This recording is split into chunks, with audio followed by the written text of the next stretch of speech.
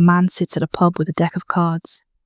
He is joined by a younger man and a woman, neither of which can ignore his unpleasant odour. This 40-something wretch with a receding hairline didn't have the look of someone important. But as with many things, looks could be deceiving. For all his inconsistencies and flaws, this man was Lloyd, also known as Galapagos, and he was their one connection to a world most people would never hear about. Lloyd shuffled a deck of cards with a practiced hand. Over, under, through, backwards. He had complete control. They figured he could pull some really cool tricks if he wanted to. He seemed like the type. "Imagine our world as a deck of cards," he said. "There are so many ways it can be shuffled and played. 52 cards, that's a 52 factorial. That's a 68-digit number. You with me?" Perry was a scrawny guy in his 20s.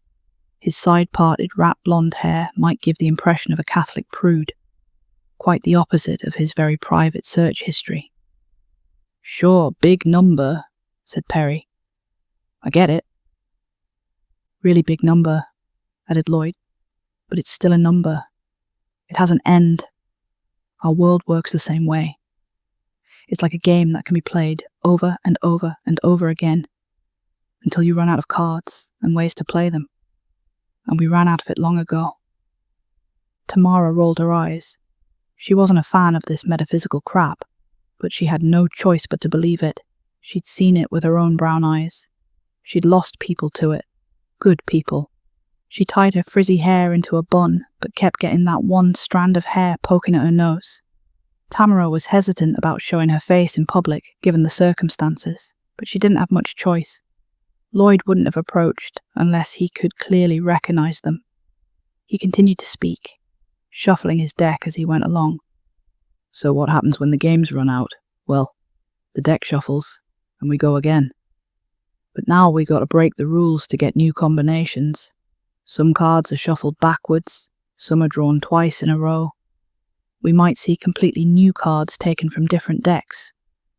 But see, this. This destroys the integrity of the deck. It was just meant for 52 cards. The players won't like that. So, what happens when the game breaks?" Tamara asked. "We fold, everyone goes home." "Pretty much," Lloyd nodded. "They get up from the table and play a different game. Together." A waitress dropped off a plate of cheese-stuffed chilies. Lloyd hadn't eaten in 2 days, but he didn't mind the gastrointestinal Armageddon this would bring. He needed calories. Perry was nonplussed. He could make a better side dish with some water chestnuts and good old-fashioned bacon.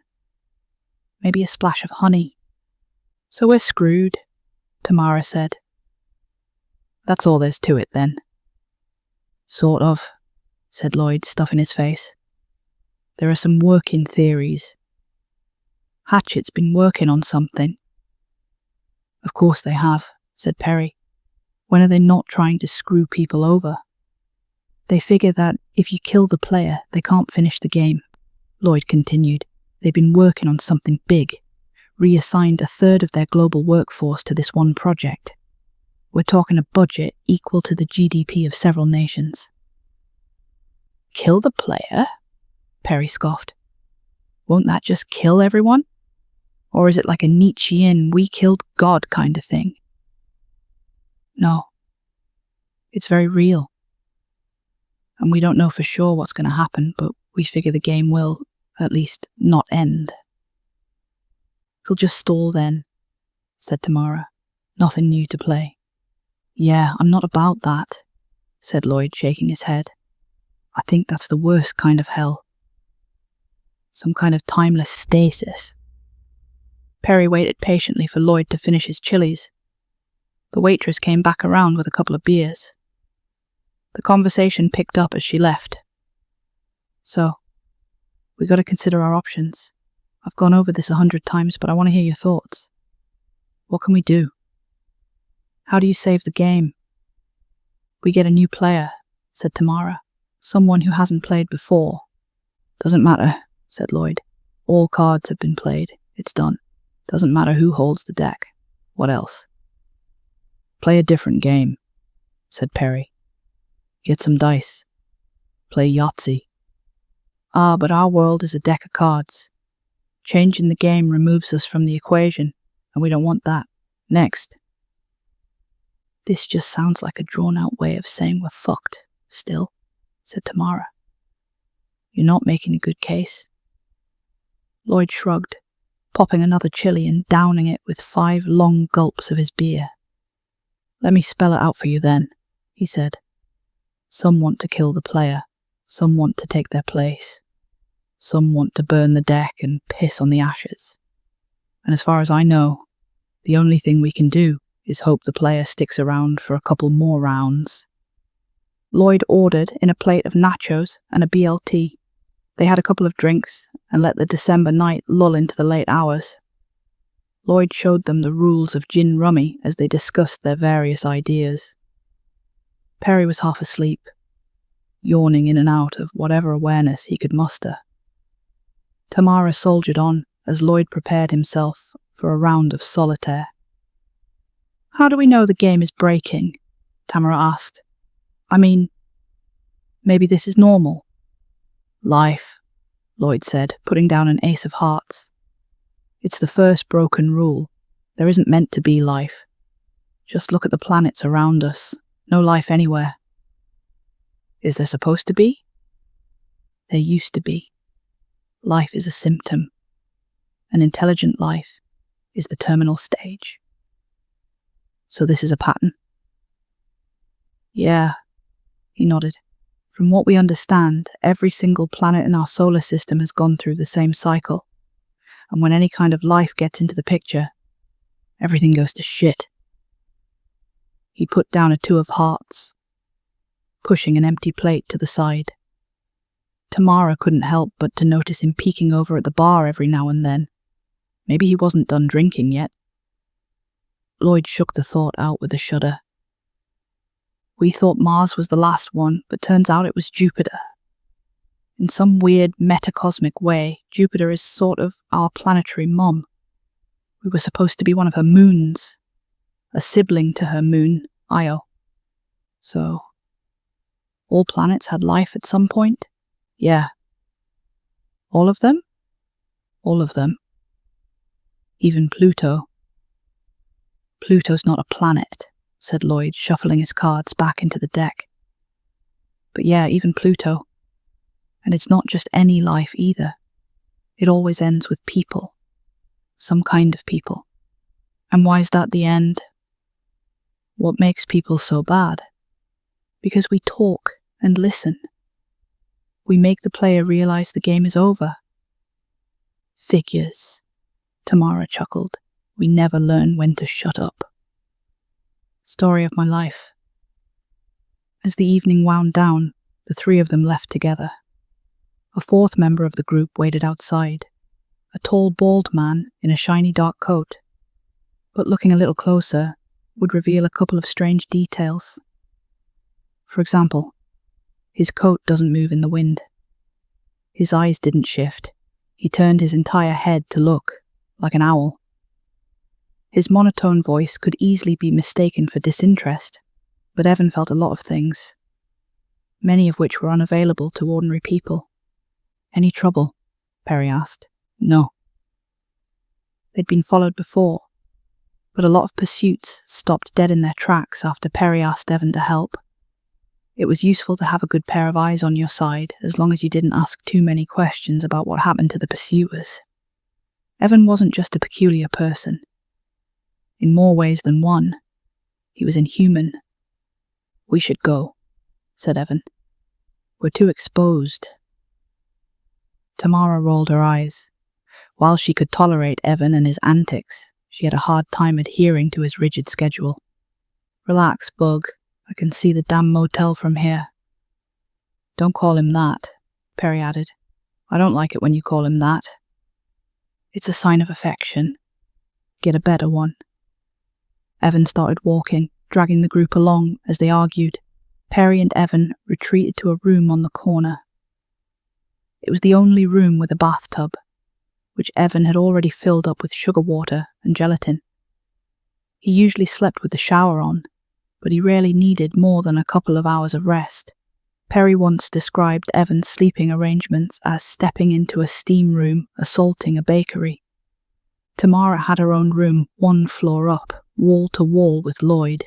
They were only staying in town for a day, and this had been the only place they'd have time to vet. It was important to stick to places that had just opened. They were less likely to be involved with the kind of people the group was trying to avoid. As Tamara headed for her room, Lloyd caught up to her. "I'll be gone in the morning," he said. "You sure about this?" "About what?" Tamara asked. "The Yearwalk. They're going to come after you. That's why we're all going. If one of us makes it, we can fix this. I can't imagine a wish that would just fix everything. The game is already up." "Then we'll stall for time." Lloyd nodded, leaning on his motel door.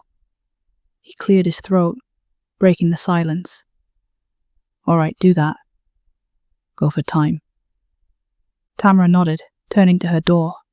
She looked back at Lloyd with a tired smile.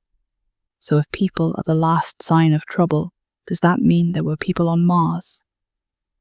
"Yeah," Lloyd nodded. "Honest to God Martians." "What were they like?" Lloyd looked up to the stars, peeking out from behind the clouds. Tamara looked up too. They seemed different, somehow.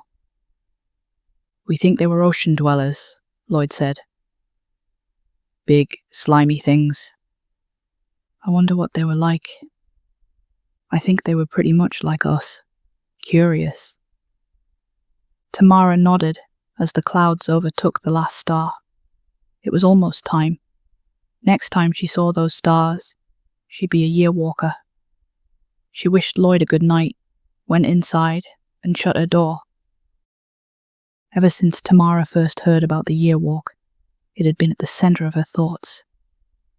It had all started with her move to the middle of nowhere town in Minnesota, Tomskog. She'd made it through a gauntlet of mind-shattering horrors, leaving her bleeding and scarred on the other side. But compared to her best friend Nick, she was the lucky one. She didn't like to think about him, and yet she couldn't stop. The ritual itself was simple, walking around the lake counterclockwise a number of times on New Year's Eve. There was a turn-of-the-century church on the bottom of the lake, right over a deep fissure. It was the one place in the world where you could communicate with something from beyond. Doing the Yearwalk was a way to say, "I want you to grant my wish." In 1 year, it would hear you and grant that wish, if you made it. At the very least, you could grasp its attention, and the attention of every other creature who might want a wish of their own. It is said that killing a Yearwalker is a way to get a wish of your own. The ritual was a language in and of itself, one rarely understood. Not a lot of people talk the language of those from beyond. Well, some did. Perry had Yearwalked once before. It had started as a way to connect with his long-lost dad, but ended up reconnecting him with the black sheep of his family, the infamous uncle, John Digman. The man had planned to kill him and take Perry's wish for himself, but the two of them grew closer than anticipated. At the end of the year, Uncle John did take his wish, but used it to make sure Perry made it out unscathed. Tamara had been on the other side of things. She'd been employed by the local police department to handle the fallout. All year long, she and her partner Nick had done their best to make it one more day, facing down threats of all kinds. But even though Tamara made it out alive, the same couldn't be said about her partner. Not that he was dead. He was stuck in a place between, one that could only be described as a deathless, timeless hellscape. She promised to bring him back. Somehow. And Evan, well, It's not easy for a half-man, half-creature to find his place in a fractured world. But despite all the division, he couldn't help but to do something. For all his human mother's faults, she'd cared for him. She'd loved him. And at the end of the day, this was the way he viewed people. They did their best with what little information they could absorb. They couldn't see the whole picture, but they still did their best. That's worth preserving. So for Evan, helping Perry was a no-brainer. After all, they'd made it through one Yearwalk together. They could make it a 2 for 2. Come the morning, Lloyd was gone. He'd gotten there in a stolen car, which he'd left 2 blocks down, but he was resourceful. Tamara had no doubt he'd made it out of town. The first thing Perry saw as he opened his eyes was a thermos of black coffee and 3 donuts. Evan always got him something for breakfast. Where the hell he got donuts from was a mystery in and of itself. "Evan," Perry mumbled, "I can get my own breakfast." "Yes." "That means you don't have to do it." "Yes." Perry rolled his eyes. There was no point discussing anything with a man like Evan. He always had 3 levels of arguments behind every action and statement. It was exhausting to spend time with someone who practically never made mistakes, but there was also a certain comfort in it. Perry knew that the coffee would be perfect. Those donuts would be exactly what he needed to kickstart his morning. That didn't mean he liked being pampered. "I can make you breakfast someday," Perry mumbled as he pulled the covers up. "Like brown sugar and fucking mealworms." Evan sat by the window looking out. He usually wore a hoodie during the day. A lot of the time, he kept his distance from people. In those rare instances where his camouflage broke, one could spot one of his many inhuman details. The way there was a slit down the middle of his face where it could break open. Shimmering scales across his skin. And of course, the wings on his back. Wrapped up in a way to resemble a long black coat. "Do you need a list of my nutritional requirements?" Evan asked. "Nah," Perry said, reaching for his coffee. "I'll just stop by the bait shop. I'm not a fish. I do not eat mealworm." "You're definitely a fish, Evan. You got big fish energy." "Glub glub." Perry snorted into his coffee, catching a side-eye from Evan. His human side rarely showed, but when it did, it was usually in the form of a stupid joke or reckless violence. Perry preferred the former. While Perry and Tamara took the car, Evan disappeared into the woods. He could usually keep up with them from afar. It was best not to question it. Tamara got in the driver's seat, leaving Perry to stretch out in the back with a cookbook. Even though they'd had nothing but fast food and gas station snacks for 2 weeks, Perry was all about the kitchen. He was training to be a chef after all. It made Tamara a bit nervous. She'd always been in law enforcement. But after her time in Tomskog, she had to find her own way. She couldn't go back. She hoped that after getting Nick out, things might just work out somehow. They were going to move to Dallas. That's all the plan she needed. They drove most of the day, trying to stay off the highways. Tamara made sure to stay well under the speed limit, not wanting to attract any kind of attention. It was uncomfortable closing in on Tomskog, Minnesota. There was a billboard with a blooming blue sunflower, the iconic symbol of the town. Tamara couldn't look at it without a shudder. Perry tried not to look at all. They went past the sign pointing to St. Gall, turning onto the main street. They went past the gas station, the high school, and the rusted-out scrapyard. Tamara had patrolled these streets long enough to know its ins and outs. She took a right turn onto a side road, tapping Perry on his leg. "We need a good spot," she said. "Chances are we got a bolt." Perry looked out the window, barely taking his eyes off his book. "Take a right. Check the end of the street on your left." Tamara did as instructed, finding an isolated space at the corner of an old stone wall. Before she could ask Perry how he knew about this spot, she heard a buzz overhead. It was either a drone or Evan, and her money was on Evan. Bug found a spot, she sighed. Handy guy. Don't call him that, Perry said. You know I don't like it. That's why I do it. They got out of the car. Frog Lake and its many mysteries were just down the street, surrounded by chain-linked fences, barbed wire, and armed guards, just like Lloyd had warned them about. Perry checked his watch. We got time, but not much. Let's not waste it. Tamara opened the trunk, revealing 2 sets of white hard hats and bulletproof vests. The company name Hatchet was written across the back. The pass cards were valid until midnight. Then they'd probably trigger an automated alarm. But hopefully, by then, they'd be done. The 2 of them suited up, making sure to get the straps right. If it looked sloppy, there was no way they could get through the checkpoints. All right, checklist, said Tamara. We approach the gate and show the pass cards. What then? We say the control phrase, said Perry. White sands. Silver seas, added Tamara.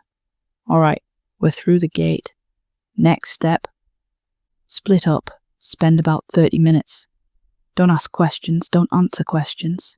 Meet by the southern gate. Then we do the thing. Just walk. Just walk, Perry nodded. Simple stuff. They adjusted their straps, checked their pass cards, and were on their way. They'd made sure to have good boots. 12 laps were no joke. Evan would watch their backs, but there was no guarantee they'd make it that far. Lloyd had set loose something that would mess with the facial recognition for a couple of hours, but it was only half a solution. Someone could recognize them from a folder left on a desk somewhere. The town looked different. Most of the stores were locked down. Most locals kept off the streets. Peeking out from behind the curtains of their run-down townhouses, there were men patrolling the streets with automatic rifles, all with the same company logo, Hatchet.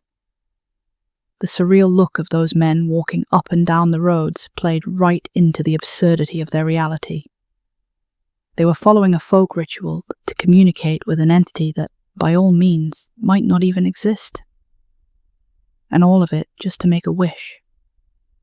There were checkpoints. The outer fences were lined with cameras.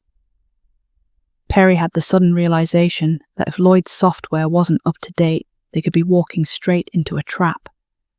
He held his breath as he passed by the cameras. A little red light blinked as a lens followed him. Perry expected a beep or a buzz, something to indicate recognition. But as one step became 2, he and Tamara passed by unnoticed. I don't know how to phrase my wish, Perry admitted. Can we do wishes with and statements? Like, save the world and my uncle? Maybe, Tamara said. You got a year to figure it out. What are you going to wish for? Like, how are you going to phrase it? Probably something like, bring Nick home and make sure the world sticks around for another couple million years. See? That's an and statement too. What if we can't do that? Then it'd just bring your buddy back. Good thing we have 2 wishes then. So you get to save your guy, but I can't save my uncle. Tamara held up a finger. They quieted down as they passed by an armed patrol. It was go time. Moving up to the inner fences, Tamara took point. It looked like a construction site surrounding a muddy sinkhole. Part of Frog Lake had been drained, revealing the remains of an old church at the bottom. Most of it had been demolished by now. The wood looked blackened, like they'd set the thing on fire a couple of times. Tamara handed over her pass card to a man at the checkpoint. White sands, silver seas, she said. The man nodded. They checked Perry's credentials too, but didn't hold him up. They seemed to have a busy night, and the computers gave off nothing but green light. Phase 1 was complete. Now they just had to blend in for a while before going on the actual Yearwalk. There were a lot of discussions going around the company grounds. It was clear there was some kind of conflict happening, as they were all prepping their gear with flamethrowers and nerve gas. There were dozens of canisters labelled neurotoxin rolling out. Deafening helicopters kept circling overhead, drowning out every conscious thought as new recruits did jumping jacks in the mud. Tamara had found a bench at the far end of the camp. There was this stubborn moth that kept flapping in her face, no matter how many times she waved it off. She got a couple of looks her way, so she resigned to let the damn insect be. She didn't need the attention. Besides, the moth was perfectly happy sitting on the frame of her hard hat. Perry noticed that a lot of soldiers were equipped with tear gas and pepper balls, like they were expecting a riot. But even so, why would they commit to non-lethal options? Hatchet didn't seem like the type to leave things alive. Something was up. After 30 minutes of lazily drifting about and observing, the two of them figured they'd blended in well enough. They met up at the southern gate, passing by another set of guards and another set of fences. Then it began. The long walk around Frog Lake. To an outsider, they just looked like two people on patrol. Then again, there weren't any others out there, so maybe it was suspicious enough for them just to be outside the fences. Tamara tried not to think about it. Looking casual goes a long way. It was a quiet walk. The Minnesota winter was still in its infancy, despite it being late December.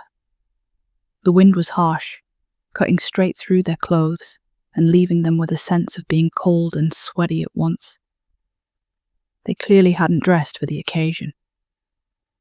"Did you know it was real the first time you did this?" Tamara asked. "No way," Perry said.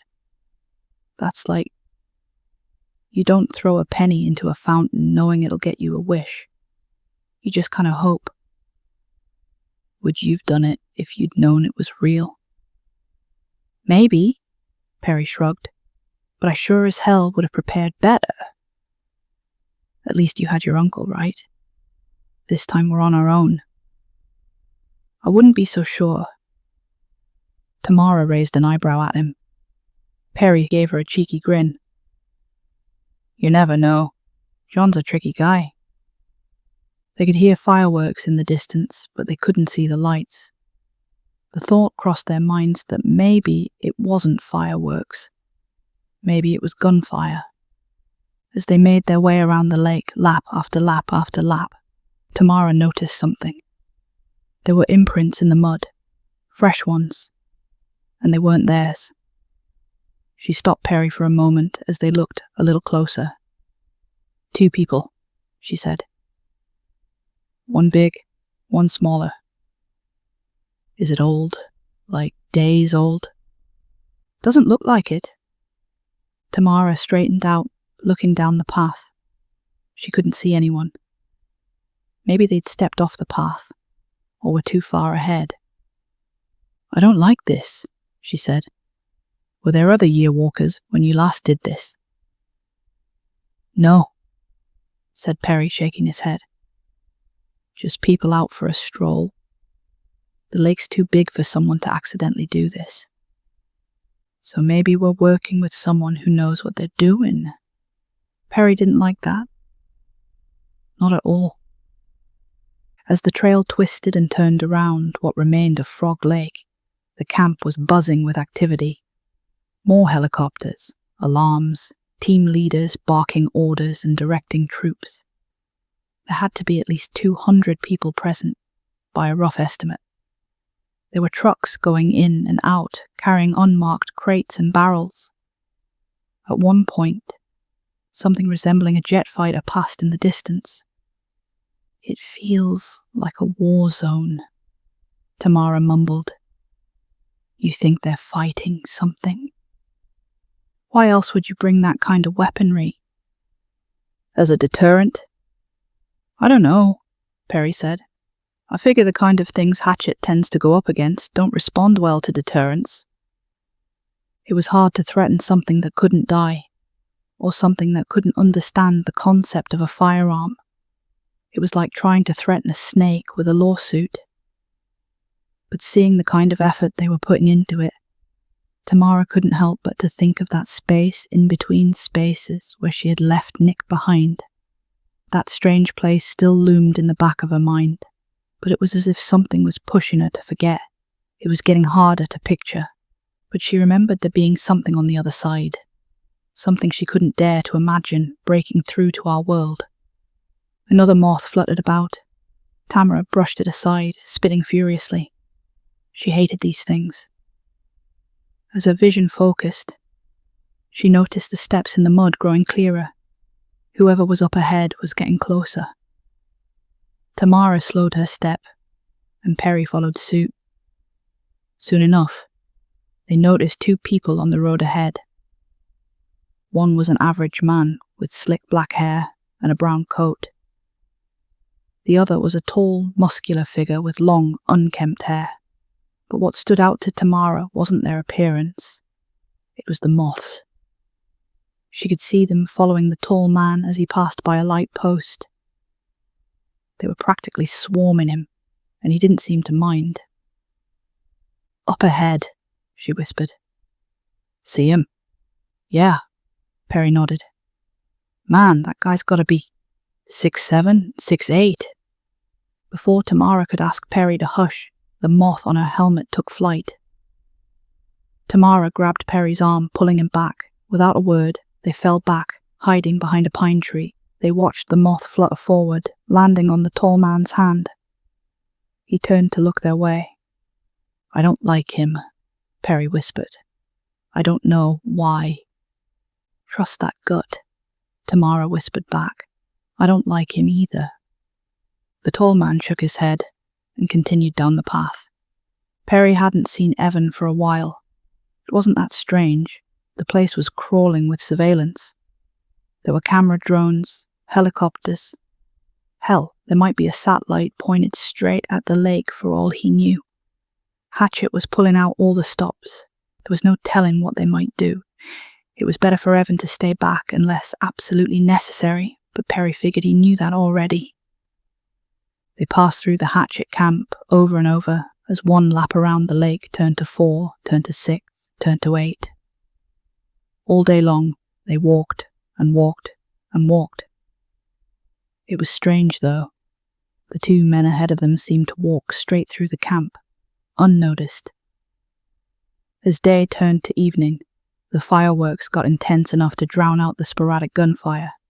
Tamara caught a glimpse of the stars. She was really doing it. She was just a few laps from being a Yearwalker. Getting Nick back was just a matter of time. It was strange, though. The stars looked different. Or maybe she just hadn't been paying attention. As they closed in on their final lap, the sky had darkened. A harsh wind crept through the air, drying their eyes until they teared up. The last stretch of the lake. It had gotten so intense that they had to lean forward to keep their balance. Almost done, Tamara huffed. We're getting there. You ready? Perry asked. For all this, I mean. Are you? He shook his head, sticking his hands deep into his pockets. It's just so big, you know. It's like a world. Even the word is big. World. Then focus on something small, Tamara said. A small word, like walk. Walk, Perry nodded. Yeah, walk. I can walk. You can walk, Tamara said, patting him on the back. I can walk too. Then let's keep doing that. Let's keep walking. As midnight approached, they slowed down. Perry's feet were killing him, but it had gone way better than last time. At least this time, he wasn't sick. He had his uncle to thank for that. There were sounds up ahead. As Tamara and Perry rounded the final corner, the Yearwalk was officially on, and there were already people in their way. The two strange men had been stopped at gunpoint. About a dozen armed Hatchet infantrymen had surrounded them. "You get one chance," the smaller man said. "Go home. You cannot kill me." It was a strange accent, a mix of Californian and something else. The soldiers weren't backing down. Instead, they stepped forward. For some reason, the man's words seemed true. Perry truly believed that they could not kill him. One of the soldiers pulled the trigger. Nothing happened. Another followed suit. Click. Nothing. Then they turned to the tall man. The shorter man stepped forward, suddenly in a rush. "No, you can't kill." This time the rifle worked just fine. They dropped the large man with a bullet to the brain, sending him tumbling to the ground with a fat thump. Perry covered his mouth as Tamara grabbed his arm.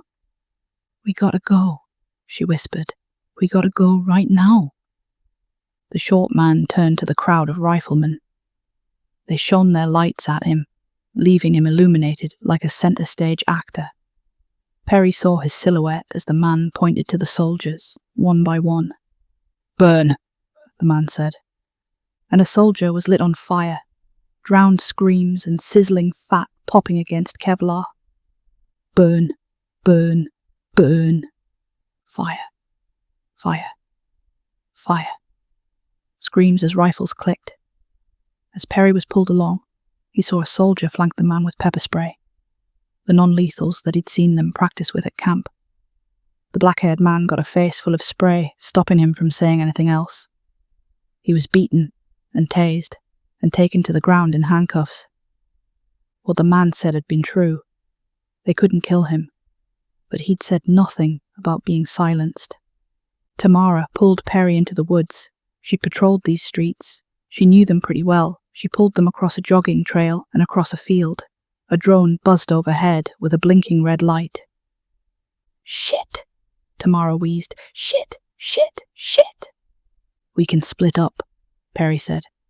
We just go. "We gotta stick together," Tamara spat back. "We're sitting ducks on our own. We stick together. We got a fighting chance. We got..." The drone let out a screeching honk, like the cough of an air raid siren. "We gotta try," Tamara continued. "No matter what, we walk together, okay?" "We walk," Perry nodded. "Together." There were soldiers coming out of the woods. There was no point in fighting them all. Someone screamed at them to get on their knees. Then, on their stomachs, with their hands behind their backs, Tamara and Perry faced each other, their hearts racing as heavy boots advanced. "Bug!" Tamara screamed. "Bug! Just go! Get the fuck out!" There were too many for Evan to take on alone, and Tamara had the impression that these people knew what they were doing. They'd prepared. They'd probably known about their plan all along. Perry looked as pale as the snow he'd buried his face in.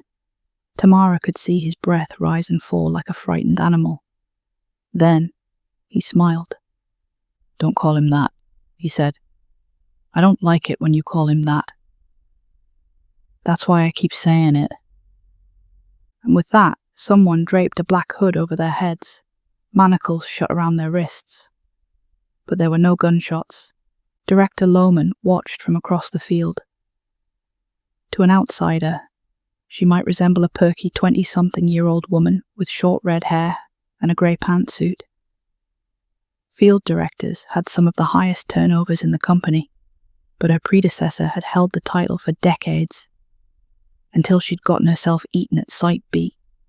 Lohman had a lot to live up to, and she was eager to go on the offensive. Most of the bigwigs never touched the field roles. They left that to the young. All had gone as planned, this time. They got Rask, and they got the Yearwalkers. Their intel had been solid. In a best-case scenario, they wouldn't need these people. But there was always a risk.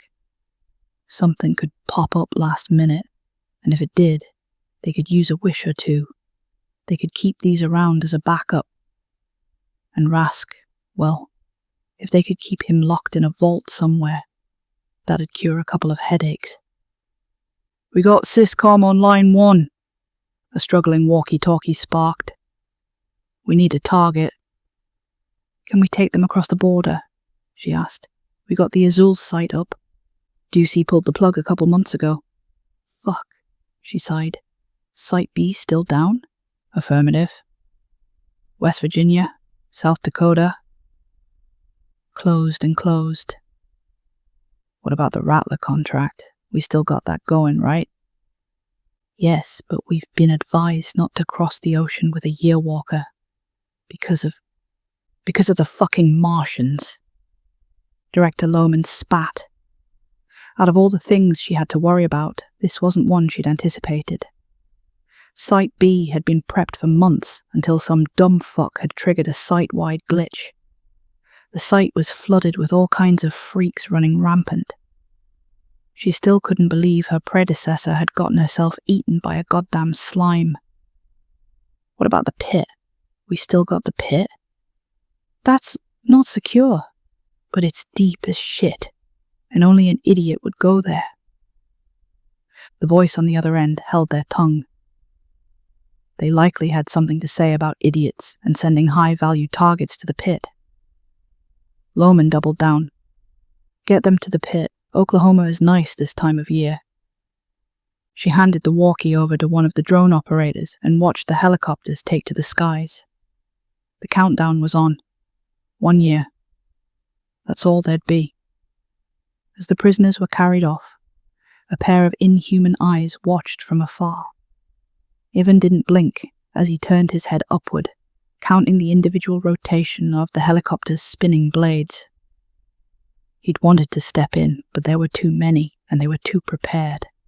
He'd seen the motion sensors, the infrared lights, the drones, the scouts with thermal goggles. That nerve gas they kept around could have brought him down long enough to be stuck in a stasis tube. Hatchet probably had a satellite directly pointed at the lake. There was little Evan could have done to warn his friends. Was that what they were? Did he have friends?